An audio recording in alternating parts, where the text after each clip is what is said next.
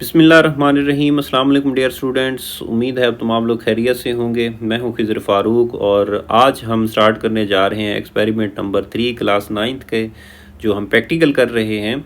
तो हमारे पास आज तीसरा एक्सपेरिमेंट है।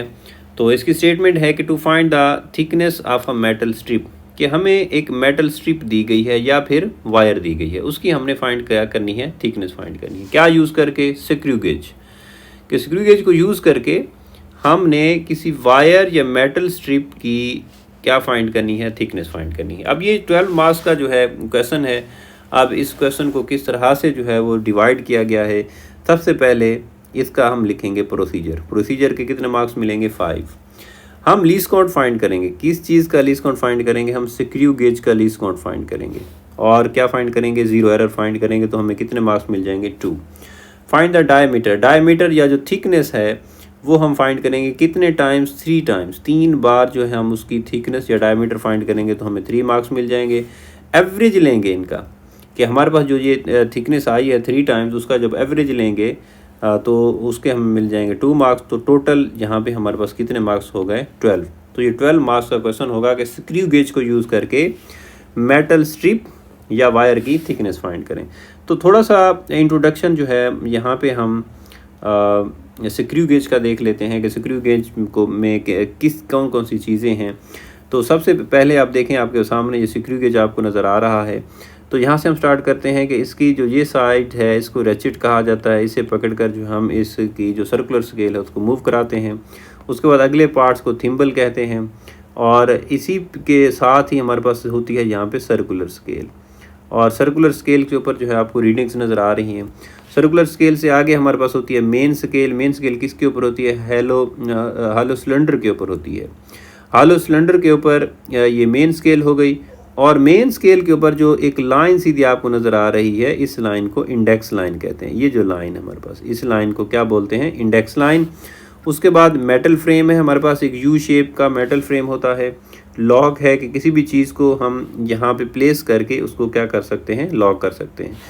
अब जिस चीज़ को हम प्लेस करते हैं वो किस किस के दरमियान होती है? वो स्टड और स्पिंडल के दरमियान होती है। जो चीज़ जिसकी हम थिकनेस जो है वो फाइंड करने जा रहे हैं या डायमीटर फाइंड करने जा रहे हैं, उसको यहाँ पे प्लेस करते हैं स्टड और स्पिंडल के दरमियान। तो ये थोड़ा सा इंट्रोडक्शन है, आप याद रखिएगा। 2 स्केल इसके, एक सर्कुलर स्केल है और दूसरा मेन स्केल है। अब इसकी भी जो लीस्ट काउंट है वो फाइंड करने का फार्मूला आप याद कर लें कि least count of screw gauge. सबसे पहले pitch of the screw gauge. अब पिच क्या होती है मैं आपको प्रैक्टिकली जो है वो अभी बताऊंगा कुछ देर के बाद, कि पिच स्क्रू गेज की होती क्या है। हमें कैसे पता चलेगा कि कितनी पिच है स्क्रू गेज की? हम पिच कैसे देखेंगे? तो अभी आप फार्मूला याद कर लें तो पिच जो है हम प्रैक्टिकली देखते हैं। उसके बाद number of division on the circular scale, कि pitch over number of division on the circular scale, इसको डिवाइड करेंगे तो हमारे पास स्क्रू गेज का जो है वो क्या आ जाएगा? लीस्ट काउंट आ जाएगा। इसी तरह से इस प्रैक्टिकल को हम नोटबुक के ऊपर भी नोट करेंगे। जो हम नोटबुक बना रहे हैं तो एक्सपेरिमेंट का नाम लिखेंगे हम। एक्सपेरिमेंट का नाम लिखने के बाद हम इन लाइंस वाली जगह पे क्या लिखेंगे? Material required. और क्या लिखेंगे इसके ऊपर? प्रोसीजर।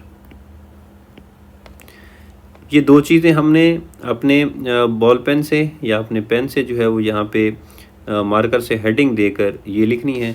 और ब्लैंक पेज के ऊपर जो है हम लीस्ट काउंट फाइंड करेंगे स्क्रू गेज का, और ज़ीरो एरर फाइंड करेंगे। उसके बाद जो है हम ऑब्जर्वेशन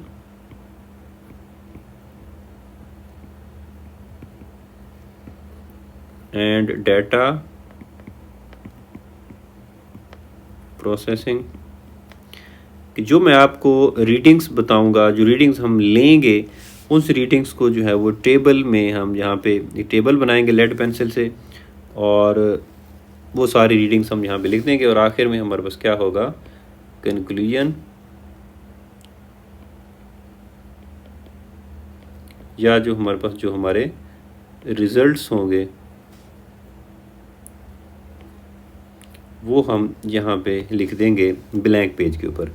अच्छा, ये एक पेज पे आ जाए तो ठीक है, अगर 2 पेज पे चला जाए तो कोई इशू नहीं है। आप इसको 2 पेज में साफ साफ करके जो है, जो रीडिंग्स मैं अभी आपको कराऊंगा प्रैक्टिकल, वही रीडिंग जो है आपने वहाँ पे लिखनी है और इसकी प्रैक्टिस करनी है।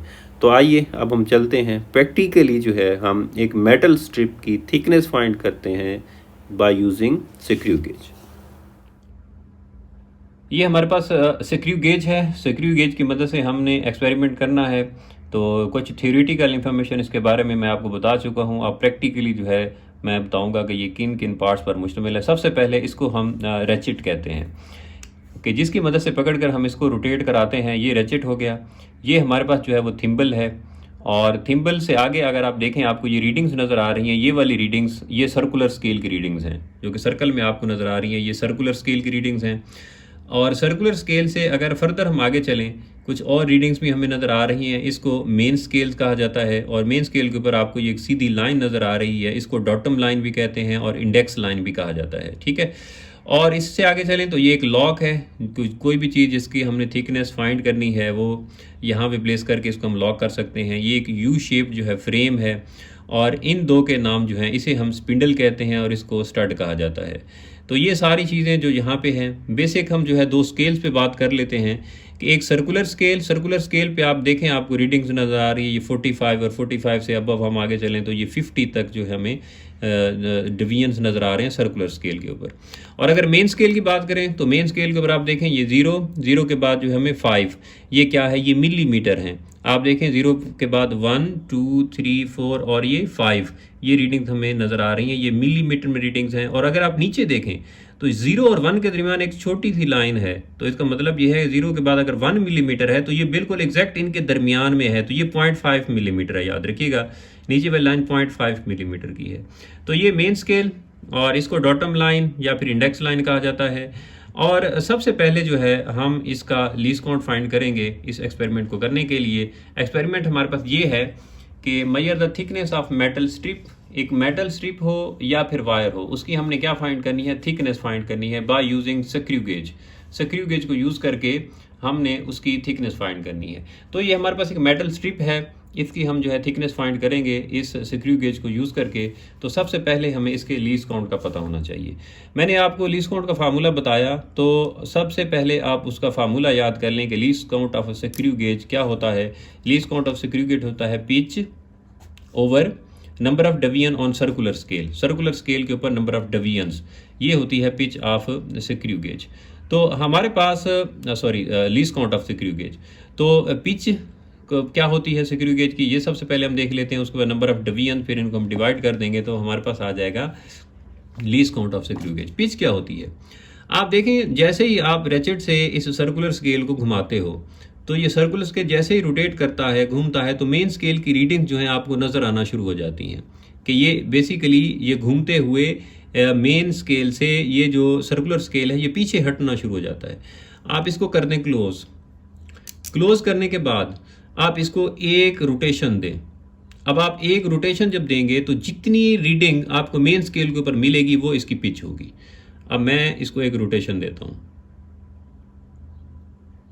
एक रोटेट करा रहा हूँ मैं इसको, एक रोटेशन दूंगा तो ये एक रोटेशन दी है। जब एक रोटेशन दी है तो आप गौर से देखें, आपको इस मेन स्केल के ऊपर छोटी एक लाइन नज़र आ रही है, बिल्कुल छोटी एक लाइन नज़र आ रही है। और छोटी लाइन मैंने आपको बताया था कितनी की थी, वो 0.5 मिलीमीटर की थी। तो इसका मतलब ये हुआ कि इस स्क्रू गेज की जो पिच है वो कितनी होगी, 0.5 मिलीमीटर होगी। तो अब हम लीस्ट काउंट जो है फाइंड कर लेते हैं कि लीस्ट काउंट किस तरह से फाइंड होगा। हमारे पास मेन स्केल पे जो हमारे पास पिच है इस स्क्रू गेज की वो कितनी है, 0.5 मिलीमीटर।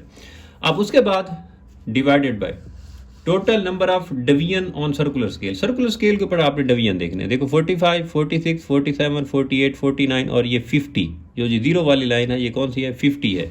तो इसका मतलब हम 50 से इसको डिवाइड कर देंगे तो हमारे पास आंसर जो है वो कितना आ जाएगा, 0.01 मिलीमीटर आ जाएगा, 0.01 मिलीमीटर। और इसको मिलीमीटर में ही रहने देंगे क्योंकि हमारे पास मेन स्केल के ऊपर जो रीडिंग है वो मिलीमीटर में है, तो हम आंसर भी अपना मिलीमीटर में दे देंगे। उसके बाद अगली चीज़ है ज़ीरो एरर। हमारे पास जो ये स्क्रू गेज है, इसका हम ज़ीरो एरर देखेंगे। ज़ीरो एरर देखने के लिए आप इसे करेंगे क्लोज। क्लोज कैसे करेंगे कि स्टड और स्पिंडल दोनों एक दूसरे साथ मिल जाएं। आप ऐसे क्लोज करेंगे, यहाँ से आवाज़ आना शुरू होगी, इसका मतलब ये क्लोज हो चुका है। अब क्लोज करने के बाद आप ये देखेंगे कि क्या सर्कुलर स्केल का ज़ीरो इंडेक्स लाइन के बिल्कुल सामने आ चुका है। नहीं, आप कहोगे वो तो नहीं है, वो तो इसको क्रॉस कर चुका है, तो इसका मतलब है एरर है। अगर होता इस तरह कि ये ज़ीरो इस तरह से इंडेक्स लाइन के बिल्कुल सामने होता तो फिर हमारे पास एरर नहीं था, ज़ीरो एरर नहीं था। अब अगर होता वो पहले इस तरह से पहले होता तो हमारे पास ज़ीरो एरर पॉजिटिव होता है। अगर वो इंडेक्स लाइन को क्रॉस करके आगे चला गया है तो इसका मतलब है अब एरर हमारे पास कौन सा है, नेगेटिव ज़ीरो एरर है।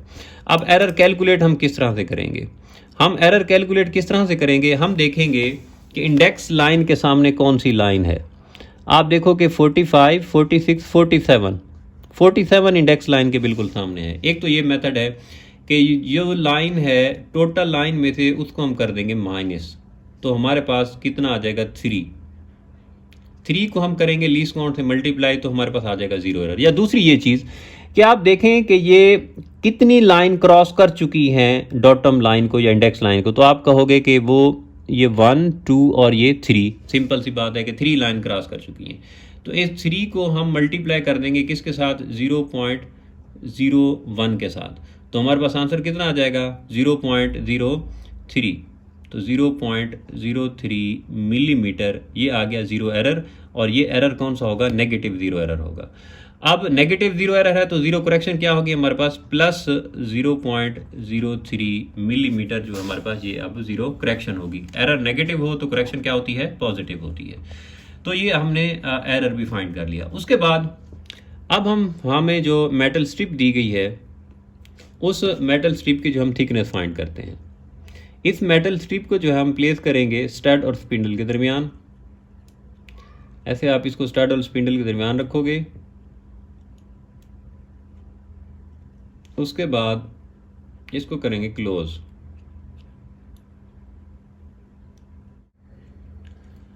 अब ये स्ट्रिप है, इसकी हमने थिकनेस फाइंड करनी है, तो इसको स्टड और स्पिंडल के दरमियान में हमने प्लेस किया। प्लेस करने के बाद जो है अब हम टेबल्स पे आएंगे, और टेबल्स में पहली नंबर ऑफ जो ऑब्जर्वेशन है, यहाँ पे पहला कॉलम देखते हैं क्या है, वो है मेन स्केल रीडिंग।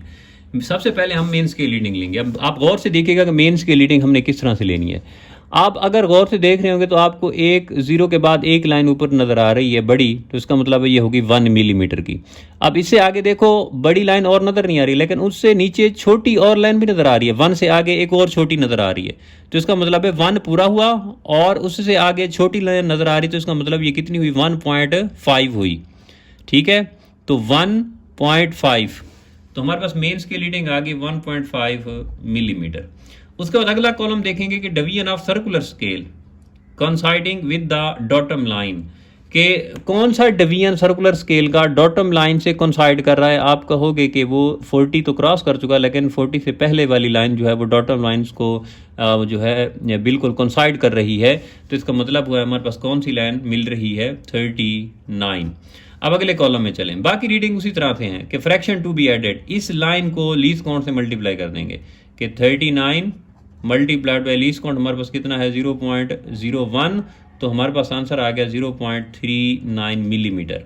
अब ये जो आया है 0.39 फ्रैक्शन, इसको मेन स्केल में हम ऐड कर देंगे। मेन स्केल रीडिंग क्या है 1.5 प्लस 0.39, तो हमारे पास आंसर कितना आ जाएगा, जब हम 1.5 प्लस 0.39 को ऐड करेंगे तो 1.89 आ गया। ये है ऑब्जर्व्ड थिकनेस। अब करेक्ट थिकनेस क्या होगी कि जो ज़ीरो एरर था उसको हम जो है अब करेक्शन के लिए प्लस कर देंगे इस रीडिंग में, तो 1.89 प्लस 0.03, तो अब हमारे पास जो करेक्ट रीडिंग है वो कितनी आ जाएगी, 1.92 मिलीमीटर आ जाएगी। अब दूसरी ऑब्जर्वेशन के लिए हमने दोबारा से स्टड और स्पिंडल को जो है इसको ओपन करके दोबारा इसको प्लेस किया है। हम सबसे पहले वही मेन स्केल रीडिंग लेते हैं। अब मेन स्केल रीडिंग लेने के लिए आप यहाँ पे देखेंगे कि 1 0 के बाद 1 एक रीडिंग हमें यहाँ से मिली 1 मिलीमीटर, और 1 से आगे देखें हमें वो 2 लाइन नज़र नहीं आ रही, लेकिन छोटी लाइन एक हमें नज़र आ रही है, तो इसका मतलब है 0.5 और भी हैं साथ, तो 1 और 0.5 तो कितने हो गए 1.5 हमारे पास हो गई ये मेन स्केल रीडिंग। उसके बाद division of circular scale coinciding with the datum line. Datum line के साथ कौन सा डिवीजन कोइंसाइड कर रहा है? तो आप देखें 40 नहीं, 39 नहीं, 38 जो है वो डॉटम लाइन के साथ बिल्कुल कोइंसाइड कर रहा है। तो हमारे पास क्या आ जाएगा यहाँ पे 38 आ जाएगा। अब 38 को किससे मल्टीप्लाई करेंगे? लीस्ट काउंट के साथ 0.01 के साथ, हमारे पास आंसर आया 0.38। अब नेक्स्ट क्या करेंगे? इस फ्रैक्शन को मेन स्केल रीडिंग में ऐड कर देंगे। तो ये आ जाएगा 1.5 प्लस 0.38, तो हमारे पास आंसर कितना आ जाएगा? 1.88। अब क्योंकि ये है हमारे पास ऑब्जर्व थिकनेस, अब करेक्ट थिकनेस क्या होगी? 1.88, इसमें जो जीरो एरर आया था उसको हम ऐड कर देंगे 0.03, तो हमारे पास आंसर आ गया 1.91 मिलीमीटर आ गया। अब हम तीसरी ऑब्जर्वेशन लेते हैं। दोबारा से हमने इस स्ट्रिप को जो है स्टार्ट और स्पिंडल के दरमियान में रखा है, इसको क्लोज किया है। अब तीसरी ऑब्जर्वेशन जो है उस सब का पहला कॉलम क्या है? मेंस की रीडिंग है। अब मेंस की रीडिंग आपने खुद देखनी है, मैं आपको यहाँ से बताता हूँ, आप देखते जाएं। आप कहोगे तो कि हमें 1 जो है यहाँ पे नज़र आ रहा है, 2 नहीं नज़र आ रहा है, तो इसका मतलब 1 हुआ, और 1 से आगे जो है एक छोटी लाइन नज़र आ रही है 0.5, ये हुआ। तो 1.5 मिलीमीटर इसकी कौन सी रीडिंग हो गई? मेन स्केल रीडिंग हो गई। उसके बाद आगे क्या देखोगे कि सर्कुलर स्केल का कौन सा डिवीजन जो है डॉटम लाइन से बिल्कुल कोइंसाइड कर रहा है? तो आप कहोगे कि 40 नहीं कर रहा, 40 से पहले वाली कौन सी लाइन है? 39। तो इस 39 जो है वो कोइंसाइड कर रहा है। अब 39 को क्या करेंगे? लीस्ट काउंट से मल्टीप्लाई कर देंगे 0.01, तो हमारे कितना आ जाएगा? 0.39 आ जाएगा। अब ये जो फ्रैक्शन आई है इसको मेन स्केल में क्या कर देंगे? ऐड कर देंगे। तो 1.5 प्लस 0.39, तो हमारे पास आंसर कितना आ जाएगा? 1.89। अब ये ऑब्जर्व थिकनेस आई, करेक्ट थिकनेस क्या होगी कि 1.89 प्लस हम कर देंगे जीरो एरर 0.03, तो 1.92। तो ये 3 जो है रीडिंग हमारी मुकम्मल हुई थिकनेस। अब इन तीनों थिकनेस का हम जो है वो एवरेज ले लेंगे। अब एवरेज किस तरह से लेंगे कि T1 plus T2 plus T3 over 3, तो 1.92 प्लस 1.91 प्लस 1.92 डिवाइडेड बाय 3। तो 3 से जब हम डिवाइड करेंगे तो हमारे पास जो आंसर है अप्रॉक्सीमेट कितना आएगा? 1.92 मिलीमीटर। तो जो मेटल स्ट्रिप हमें दी गई थी उसकी जो थिकनेस है वो कितनी आई है? 1.92 मिलीमीटर। तो इस तरह से ये एक्सपेरिमेंट हमारा जो है वो कंप्लीट हुआ। उम्मीद है आपको ये सही तरह से समझ आया होगा। इसी तरह से आपने अपनी नोटबुक बनानी है और एग्ज़ाम के लिए आपने इसको तैयार करना है। तो नेक्स्ट लेक्चर तक के लिए अल्लाह हाफिज़।